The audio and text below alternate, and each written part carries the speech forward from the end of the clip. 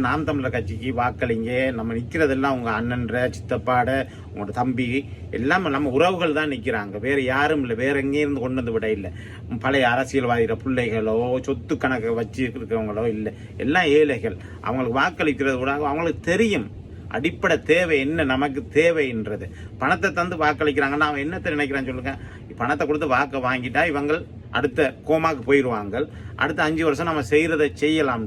ஏன் வெற்றி ஏற்படுற பக்கம் நிற்கிறத விட சரியா ஒரு கட்சியை நீங்கள் உருவாக்கி விட்டீங்கன்னு வச்சிங்கன்னா அவங்க அந்த செய்கிற ஊழலை நிச்சயம் கட்டுப்படுத்த முடியும். ஏன்னா இன்னொரு கட்சி வளர்ந்து வருதுண்டா அவன் யோசிப்பான், ஓ மக்கள் அந்த பக்கம் போகிறாங்க, இனிமே இதை செய்யக்கூடாதுன்னு. அப்போ நம்ம கையில் இருக்காது, ஒரே ஒரு வாக்கு தான், அந்த வாக்கில் இருக்கு திருத்துறது. இதுக்குத்தானே நாம் படிப்பிக்கிறோம் பிள்ளைகளை. இப்போ நீங்கள் தாய் தாப்பனே இப்படி தவறான இடத்துக்கு உங்களோட பிள்ளைகளையோ பேர பிள்ளைகளை கொண்டு விட்டீங்கன்னா இன்னொரு 100 வருஷத்துக்கு அப்புறம் உங்களுக்கு நிலம் இருக்குமா, தண்ணி இருக்குமா, இயற்கை வளம் இருக்குமா? நன்றி.